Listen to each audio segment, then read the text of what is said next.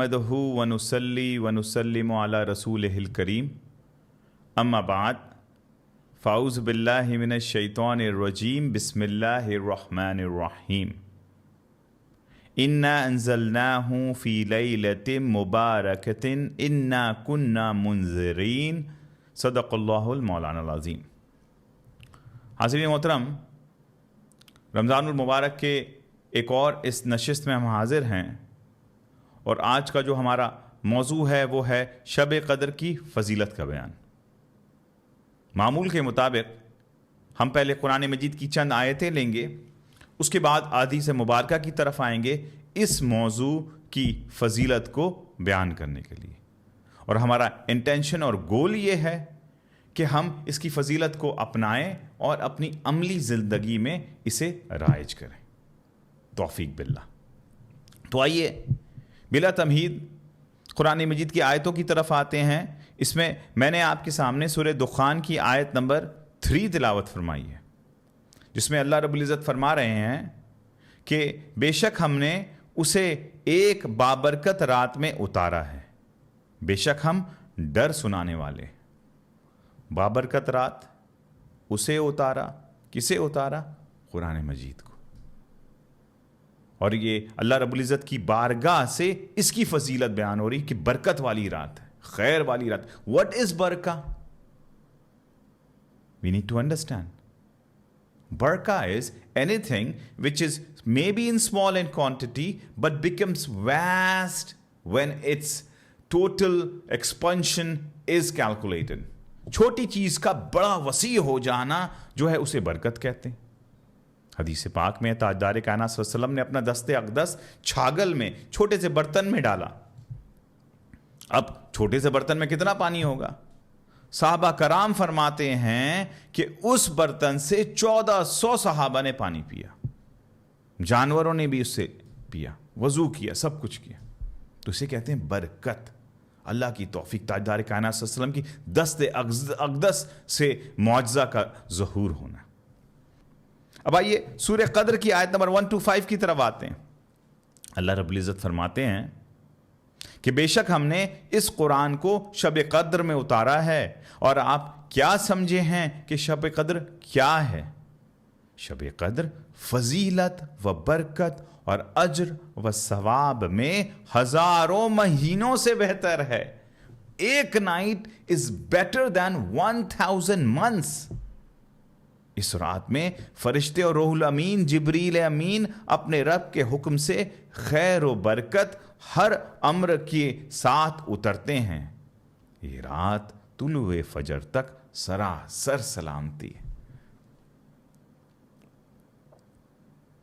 اب آئیے آیت قرآنیہ کے بعد احادیث مبارکہ کی طرف آتے ہیں۔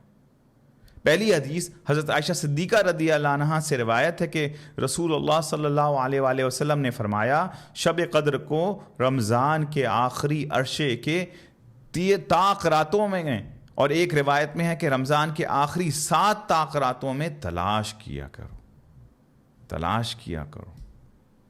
اس سے ایک اور اینگل ہے کہ اللہ رب العزت نے تاجدار کائنات صلی اللہ علیہ وسلم کو، اپنی امت کو مجاہد بنایا ہے۔ اگر مل جاتا کہ 23ویں کی رات ہے، اگر مل جاتا کہ 25ویں کی رات کنفرمڈ ہے یا 27ویں کی رات ہے، تو پھر وہ جو دوسری 7 راتیں ان کو کیا کرتے ہیں؟ وہ ابھی بھی آپ دیکھ لیں کہ جو مارکیٹوں میں حال ہوتا ہے، یہ برکت والی رات ہے اور ہم گوا دیتے ہیں مارکیٹوں میں سیر سراپا کر کے۔ اگر 10 راتوں میں مخفی رکھا ہے تو یہ حال ہے، اگر بیان کر دیا جاتا تو نفسانی حرکتوں نے کیا حل کر دیا ہوتا ہمارا۔ رسول علیہ السلام نے ہمیں مجاہد فوکس رہے تاکہ ٹینشن رہے، وہ اس کو ڈھونڈنے کی ایک توجہ رہے اور اس کو پانے کی ایک چاہت رہے، اور اس پیشن میں، اس ہنگر میں ہم راتوں کو جگیں، اب اجر بھی ملے، خیر بھی ملے۔ اللہ تعالیٰ فرمائے۔ اگلی حدیث مبارکہ حضرت ابن عباس رضی اللہ عنہما سے روایت ہے کہ حضور نبی اکرم صلی اللہ علیہ وآلہ وسلم نے فرمایا، اس یعنی شب قدر کی رمضان المبارک کے آخری عشرے میں تلاش کرو، شب قدر 9 راتوں باقی رہنے پر ہیں، یا 7 باقی رہنے پر، یا 5 باقی رہنے پر ہیں۔ اس حدیث کو امام بخاری اور بیہقی نے روایت کیا۔ حضرت ابو ہریرہ رضی اللہ عنہ سے روایت ہے کہ حضور نبی اکرم صلی اللہ علیہ وآلہ وسلم نے فرمایا کہ جس نے شب قدر میں حالت ایمان میں ثواب کے غرض سے قیام کیا، اس کے سابقہ گناہ بخش دیے جاتے ہیں، اور جس نے ایمان کی حالت میں ثواب کے غرض سے رمضان کے روزے رکھے، اس کے بھی سابقہ گناہ معاف کر دیے جاتے ہیں۔ یہ حدیث متفق علیہ۔ حضرت عائشہ رضی اللہ عنہ سے روایت ہے، فرماتی ہیں کہ میں نے عرض کیا یا رسول اللہ بتائیے اگر مجھے شب قدر معلوم ہو جائے تو میں اس میں کیا دعا مانگوں؟ آپ صلی اللہ علیہ وآلہ وسلم نے فرمایا کہو اللہم انکا عفو تحب کریم تحب العفو فاعف عنی۔ میرے ساتھ پڑھیں اللہم انکا عفو کریم تحب العفو فاعف عنی، یا اللہ تو بہت معاف فرمانے والا ہے، عفو درگزر کو پسند کرتا ہے، بس مجھے معاف کر دے، بس مجھے بھی معاف کر دے۔ اس حدیث کو امام ترمذی، احمد اور نسائی نے روایت کیا ہے۔ نیز امام ترمذی نے کہتے ہیں کہ یہ حدیث حسن صحیح ہے۔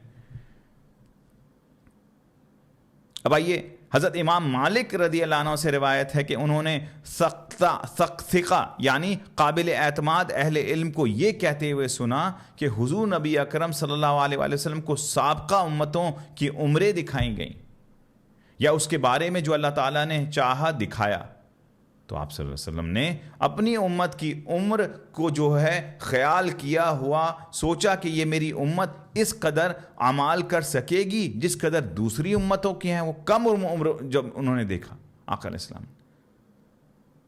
تو کہ لوگوں نے طوالت عمر کے پاس کی ہیں، پہلی والی امتوں کو بڑی بڑی عمر ملی تھی، تو اللہ تعالیٰ نے آپ صلی اللہ علیہ وآلہ وسلم کو شب قدر عطا فرما دی جو 1000 مہینوں سے بھی افضل ہے۔ اللہ کی بارگاہ سے حضور نبی اکرم صلی اللہ علیہ وآلہ وسلم کی مقبولیت آپ دیکھیں۔ unprecedented this night is، یہ ایسی راتیں کسی امت کو نہیں ملی، کبھی بھی نہیں ملی، کسی نبی کو نہیں ملی۔ یہ حضور کی برکت، حضور کی رحمت ہے صلی اللہ علیہ وآلہ وسلم کی اس امت کو جو یہ ملی ہے حضور کے وسیلے سے۔ اس حدیث کو امام مالک اور بیہقی نے روایت کیا۔ حضرت عبادہ بن صامت رضی اللہ عنہ سے مروی ہے کہ انہوں نے عرض کیا یا رسول اللہ ہمیں شب قدر کے بارے میں بتائیں، تو آپ صلی اللہ علیہ وسلم نے فرمایا یہ رات ماہ رمضان کے آخری عشرے میں 21ویں 23ویں 25ویں 27ویں 19ویں یا رمضان کی آخری رات کی ہوتی ہے۔ جو بندہ اس میں ایمان و ثواب کا ارادے سے قیام کرے اس کے اگلے اور پچھلے گناہ دونوں بخش دیے جاتے ہیں۔ اس حدیث کو امام احمد اور طبرانی نے روایت کی۔ اب آئیے آج کی نشست کی آخری حدیث۔ حضرت انس رضی اللہ عنہ سے روایت ہے کہ حضور نبی اکرم صلی اللہ علیہ وآلہ وسلم نے فرمایا جب شب قدر ہوتی ہے تو جبریل امین فرشتوں کی جماعت میں اترتے ہیں اور اس کھڑے بیٹھے بندے پر جو اللہ کا ذکر کرتا ہے سلام بھیجتے ہیں۔ جب ان کی عید کا دن ہوتا ہے یعنی عید الفطر کا دن، تو اللہ ان بندوں سے اپنے فرشتوں پر فخر کرتے ہوئے فرماتا ہے اے میرے فرشتوں، اس مزدور کی اجرت کیا ہونی چاہیے جو اپنا کام پورا کر دے؟ وہ عرض کرتے ہیں الہی اس کی اجرت یہ ہے کہ اسے پورا اجر دیا جائے۔ اللہ تعالیٰ فرماتا ہے اے فرشتوں، میرے بندے اور بندیوں نے میرا وہ فریضہ پورا کر دیا جو ان پر تھا۔ پھر وہ دعا میں دست طلب دراز کرتے ہوئے نکل پڑے۔ اللہ تعالیٰ نے فرمایا مجھے اپنی عزت، اپنے جمال، اپنے کرم، اپنے بلندی رفعت مکانی کی قسم میں ان کی دعا ضرور قبول کروں گا۔ پھر اپنے بندوں سے فرماتا ہے لوٹ جاؤ، میں نے تمہیں بخش دیا اور تمہاری برائیوں کو نیکیوں میں بدل دیا۔